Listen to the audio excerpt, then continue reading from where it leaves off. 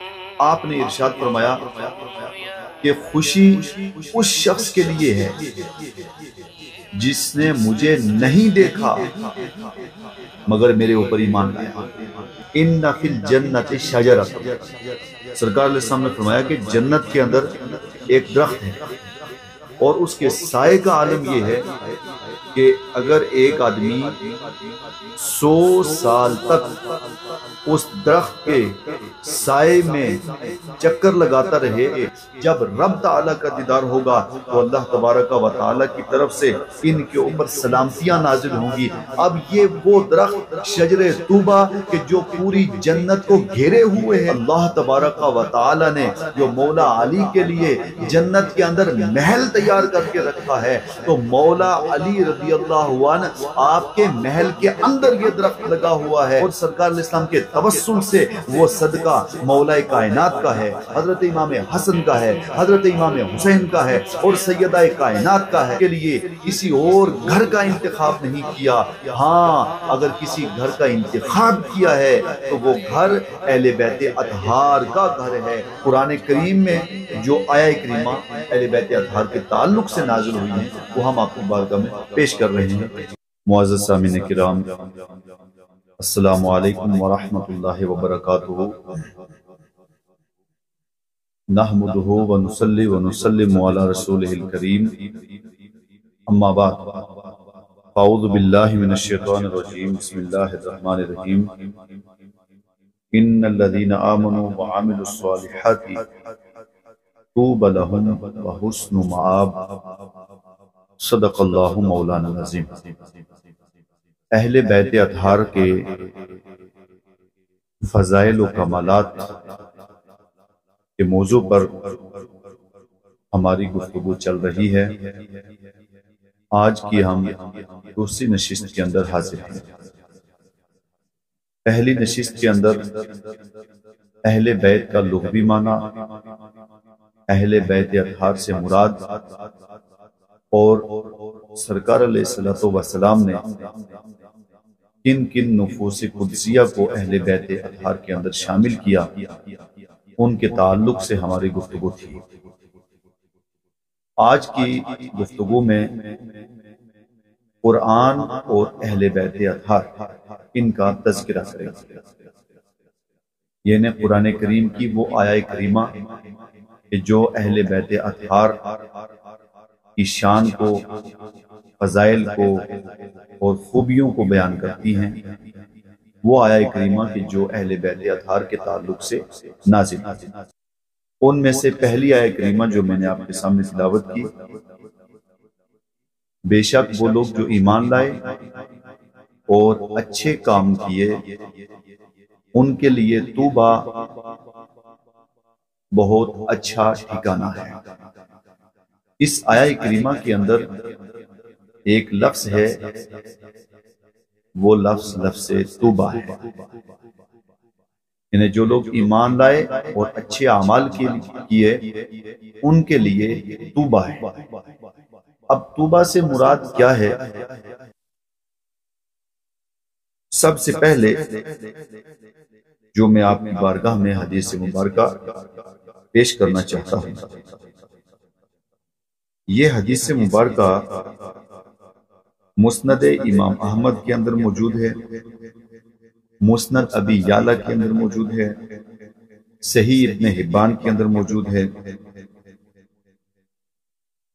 سرکار علیہ السلام کی بارگاہ میں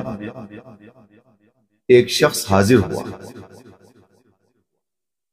اور اس شخص نے کہا کہ یا رسول اللہ صلی اللہ علیہ وسلم، طوبیٰ یعنی خوشی اس کے لیے ہے کہ جس نے آپ کو دیکھا اور آپ پر ایمان لایا۔ تو سرکار علیہ السلام آپ نے فرمایا کہ طوبیٰ یعنی خوشی اس آدمی کے لیے ہے جس نے مجھے دیکھا اور میرے اوپر ایمان لایا۔ پھر سرکار علیہ السلام آپ نے ارشاد فرمایا کہ خوشی اس شخص کے لیے ہے جس نے مجھے نہیں دیکھا مگر میرے اوپر ایمان لایا۔ پھر دوبارہ آپ نے فرمایا کہ خوشی اس شخص کے لیے ہے جس نے مجھے نہیں دیکھا اور میرے اوپر ایمان لایا۔ پھر آگے آپ نے ارشاد فرمایا کہ طوبا جنت کے اندر ایک درخت ہے، اور اس درخت کا عالم یہ ہے کہ اگر کوئی اس درخت کے سائے میں 100 سال تک بھی چکر لگاتا رہے تو 100 سال کے اندر بھی اس درخت کے سائے تک نہیں پہنچ پائے گا۔ یہ 100 سال تو پورا ہو جائے گا، لیکن جہاں سے جس سائے سے اس نے اپنا سفر شروع کیا تھا واپس وہاں پہنچنے تک 100 سال تو گزر جائے گا، لیکن وہاں تک وہ نہیں پہنچ پائے گا۔ یعنی اتنا بڑا درخت ہے جو اللہ تبارک و تعالی نے جنت کے اندر لگایا ہے۔ دوسری حدیث مبارکہ، اور یہ حدیث مبارکہ بخاری شریف کے اندر موجود ہے، یہ ہمارے پاس بخاری شریف موجود ہے۔ اس کے اندر یہ حدیث مبارکہ موجود ہے کہ آقا کریم صلی اللہ علیہ وسلم فرماتے ہیں ان فی الجنت شجرۃ، سرکار علیہ السلام نے فرمایا کہ جنت کے اندر ایک درخت ہے، اور اس کے سائے کا عالم یہ ہے کہ اگر ایک آدمی 100 سال تک اس درخت کے سائے میں چکر لگاتا رہے تو وہ اس سائے کو 100 سال کے اندر بھی طے نہیں کر پائے گا۔ اب اس کے بعد چند ایک اور احادیث مبارکہ سماعت فرمائیں لفظ طوبا کے تعلق سے۔ حدیث مبارکہ میں ہے، امام جریر طبری نے بھی نقل کیا، امام منذری نے بھی اس حدیث کو نقل کیا، اور امام حاتم نے بھی اس کو نقل کیا ہے، اور علامہ جلال الدین سیوطی علیہ رحمہ آپ کی کتاب الدر المنصور میرے پاس موجود ہے،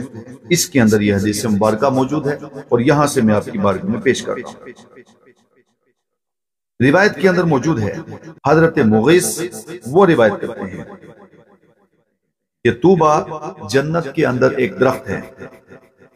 اور جنت کے اندر کوئی گھر ایسا نہیں ہے کہ جس گھر کے اندر اس درخت کی ٹہنی نہ ہو، اور اس درخت کا سایہ نہ ہو، اور اس درخت کا پھل موجود نہ ہو۔ پھر آگے فرمایا کہ اس درخت کے اوپر اونٹ کے مانند، اونٹ کے مثل اس درخت کے اوپر پرندے ہیں۔ جب انسان خواہش کرتا ہے تو وہ پرندہ انسان کے دسترخوان کے اوپر پہنچ جاتا ہے، ایک طرف سے بھنا ہوا اور دوسری طرف سے خشک ہوتا ہے، بندہ اس پرندے کو کھا لیتا ہے تو وہ پرندہ واپس زندہ ہو کر کے اڑ کر کے اسی درخت کے اوپر پہنچ جاتا ہے۔ سرکار علیہ السلام نے فرمایا کہ جنت کے اندر ایک درخت ہے جو طوبا ہے، اور وہ جنت کے تمام محلات کے اندر سب جگہ اس کی ٹہنیاں موجود ہیں۔ پھر دوسری حدیث مبارکہ میں امام جریر وہ روایت فرماتے ہیں کہ طوبا جنت کے اندر ایک ایسا درخت ہے، کوئی شخص جوان اونٹنی پر بیٹھ کر کے اس کے ارد گرد چکر لگانا شروع کرے تو مکان تک پہنچنے میں، جہاں سے اس نے اپنا سفر شروع کیا تھا وہاں تک پہنچنے میں اس کی اونٹنی بوڑھی تو ہو جائے گی، مر تو جائے گی، لیکن بندے نے جہاں سے سفر شروع کیا تھا واپس وہاں تک نہیں پہنچ پائے گا۔ یعنی اتنا بڑا درخت ہے، اور اس کے سائے کا عالم یہ ہے کہ اونٹنی، جوان اونٹنی وہ مر تو جائے گی لیکن بندہ اس کے سائے کو طے نہیں کر پائے گا۔ آگے سنیے،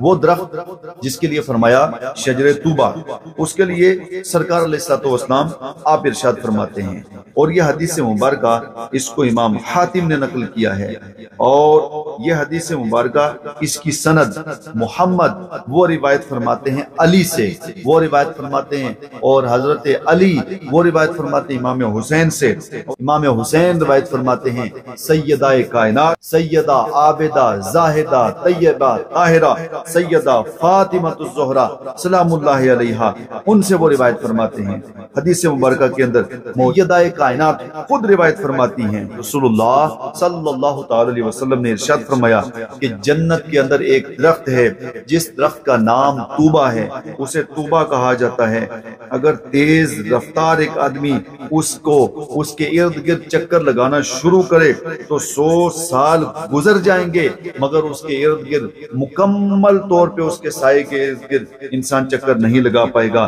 پھر آگے سیدہ کائنات وہ نقل فرماتی ہیں کہ جنت کے اندر جتنی نہریں ہیں وہ ساری کی ساری نہریں اسی شجر سے نکل کر کے جاتی ہیں۔ پھر آگے وہ سیدہ کائنات ارشاد فرماتی ہیں کہ جنت کے اندر اہل جنت جو ہیں ان کی جو مجلس لگتی ہے وہ مجلس اسی درخت کے سائے کے اندر لگے گی۔ آگے ارشاد فرماتے ہیں کہ یہ مجلس والے اسی درخت کے سائے میں بیٹھیں گے جنت کے اندر، اور آپس میں ایک دوسرے سے محبت کرتے ہوں گے اور باتیں کریں گے آپس میں، اور پھر ان کے سامنے سواریاں لا کر کے رکھ دی جائیں گی، ان میں روح ڈال دی جائے گی، یہ ان کے اوپر سوار ہو کر کے پھر جنت کی سیر کریں گے۔ پھر آگے سیدہ کائنات روایت کرتی ہیں کہ سرکار علیہ الصلوۃ والسلام نے ارشاد فرمایا کہ یہ لوگ جو جنت کے اندر شجر طوبہ کے سائے کے اندر بیٹھے ہوئے ہیں یہ آگے جائیں گے اور رب تعالی کا دیدار کریں گے۔ جب رب تعالی کا دیدار ہوگا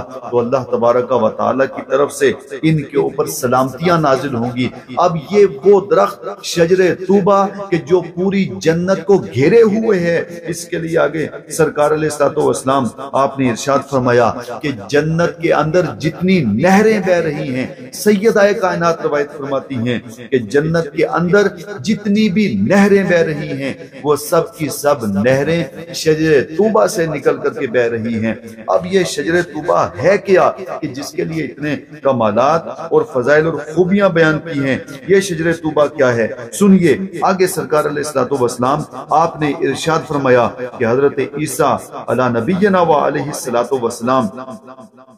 انہوں نے اللہ تبارک و تعالیٰ کی بارگاہ میں عرض کی تو اللہ تبارک و تعالیٰ نے ارشاد فرمایا کہ اے عیسیٰ، خدیجۃ الکبریٰ کے لیے ایک محل بنایا ہے، جنت کے اندر محل بنایا ہے، اور اس محل کا عالم یہ ہے کہ وہ سونے سے، چاندی سے، ہیرے اور جواہرات سے بنایا گیا ہے، اور وہ محل جو بنایا گیا اس محل کے اندر حضرت خدیجۃ الکبریٰ آئیں گی اور ان کے ساتھ ان کی بیٹی سیدہ عابدہ زاہدہ طیبہ طاہرہ سیدہ فاطمہ الزہرا تشریف لائیں گی، اور ساتھ میں حضرت امام حسن رضی اللہ عنہ ہوں گے، اور ساتھ میں حضرت امام حسین رضی اللہ عنہ ہوں گے، جن کے لیے یہ محل بنایا گیا کہ اے عیسیٰ، جنت کے اندر ایک درخت ہے جس درخت کو میں نے اپنے دستے قدرت سے لگایا ہے، اس درخت کا نام شجر طوبہ ہے۔ یہ ساری روایات سامنے رکھ کر کے آپ کو ان سب کا خلاصہ کلام پیش کرتا ہوں۔ خلاصہ کلام یہ میرے پاس تفسیر مظہری ہے، اس کے اندر قاضی ثناء اللہ وہ بھی فرماتے ہیں، اور یہ میرے پاس الدر المنصور ہے، اس کے اندر علامہ جلال الدین سیوطی فرماتے ہیں جنت عدن، اس کے اندر ایک درخت لگایا ہوا ہے اور اس کا عالم یہ ہے اصلھا فی دار النبی صلی اللہ تعالی علیہ وسلم و فی کل دار غرفۃ، فرماتے ہیں کہ جنت کے اندر ایک درخت لگایا ہے جس کا نام شجر طوبہ ہے، اور اس کی ٹہنیاں جنت کے اندر ہر کمرے کے اندر، ہر محل کے اندر اس کی ٹہنیاں موجود ہیں، اس کے پھل موجود ہیں۔ تو یہ درخت لگا کہاں ہے؟ اس کے تعلق سے علامہ قاضی ثناء اللہ فرماتے ہیں کہ یہ درخت نبی مکرم شفیع معظم صلی اللہ تعالی علیہ لیے جو جنت کے اندر محل تیار کیا ہوا ہے، اس محل کے اندر یہ درخت لگایا ہوا ہے، یہ سرکار علیہ الصلوۃ والسلام کے محل کے اندر لگا ہے، اور عالم یہ ہے کہ پوری جنت کو گھیرے ہوئے ہے۔ علامہ جلال الدین سیوطی علیہ رحمہ آپ الدر المنصور جلد نمبر 4 صفحہ نمبر 112 کے اندر فرماتے ہیں، وہ فرماتے ہیں امام سیرین سے وہ سند لائے ہیں، اور لانے کے بعد فرماتے ہیں کہ ابن سیرین نے نقل کیا ہے قال شجرۃ فی الجنت اصلها فی حجرۃ علی رضی اللہ عنہ ولیس فی الجنت जन्नत हुजरतुन, फरमाते हैं कि ये दरख्त जो लगा है तो ये कहाँ लगाया हुआ है जहां से पूरी जन्नत को ये घेरे हुए है। तो फरमाते हैं कि अल्लाह तबारक व तआला ने जो मौला अली के लिए जन्नत के अंदर महल तैयार करके रखा है, तो मौला अली रज़ी अल्लाहु अन्हु आपके महल के अंदर ये दरख्त लगा हुआ है और आलम ये है कि पूरी जन्नत को घेरे हुआ है। अब इन दोनों रिवायतों को सामने रख करके इनका खुलासा कलाम ये हुआ, सरकार अलैहिस्सलातु वस्सलाम वो भी अहले बैत अतहार हैं, मौला अली और सरकार अलैहिस्सलातु वस्सलाम और सैयदाए कायनात और हजरत इमाम हसन और हजरत इमाम हुसैन, ये जो पंज तन पाक हैं, इनका आलम ये है कि दुनिया के अंदर भी सदका अहले बैत अतहार का है। और ऐ इंसान और ऐ लोगों, जब जन्नत के अंदर पहुंच जाओगे तो जन्नत के अंदर भी पूरी जन्नत में जो खैरात बट रही है वो सदका अहले बैत अतहार का है, वो सदका सरकार अलैहिस्सलातु वस्सलाम का है और सरकार अलैहिस्सलाम के तवस्सुल से वो सदका मौला कायनात का है, हजरत इमाम हसन का है, हजरत इमाम हुसैन का है और सैयदाए कायनात का है। चला कि ये दरख्त जो शजरे तूबा के नाम से है और पूरी जन्नत को घेरे हुए है,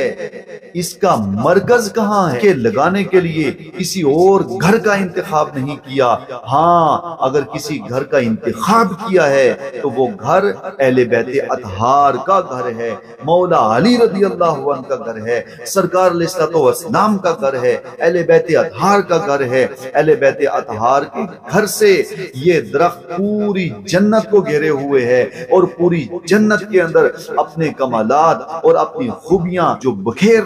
रहा है, इसकी अस्ल अहले बैत अतहार का घर है। तो अब माना यह हुआ कि पूरी जन्नत के अंदर भी जो फैज मिल रहा है, डायरेक्ट भी मिल रहा है और साथ में जो एक जरिए से, एक वसीले से मिल रहा है, तो वो दरख्त शजरे तूबा का है और ये शजरे तूबा अहले बैत अतहार के घर में लगा है और आलम यह है कि पूरी जन्नत को घेरे हुए है। अद-दुर्रुल मंसूर के अंदर ये रिवायत मौजूद है। मौला अली कर्रमल्लाहु वजहुल करीम वो रिवायत करते हैं कि जब ये आया करीमा नाजिल हुई तो उस वक्त सरकार अलैहिस्सलातु वस्सलाम आपने अल्लाह का जिक्र किया और अपना तज़किरा किया और अपना तज़किरा करने के बाद फिर अहले बैत अतहार का तज़किरा किया। तो पता ये चला कि इस आया करीमा के नुज़ूल के वक्त भी सरकार अलैहिस्सलातु वस्सलाम आपने अपनी अहले बैत अतहार को याद किया। कुरान और अहले बैत अतहार, इन्हें कुरान करीम में जो आया करीमा अहले बैत अतहार के ताल्लुक से नाजिल हुई हैं वो हम आपकी बारगाह में पेश कर रहे हैं। इसी पर इंशाअल्लाह दूसरी नशिस्त में आपकी बारगाह में हाजिर होंगे। व आखिरु दावाया अल्हम्दुलिल्लाहि रब्बिल आलमीन।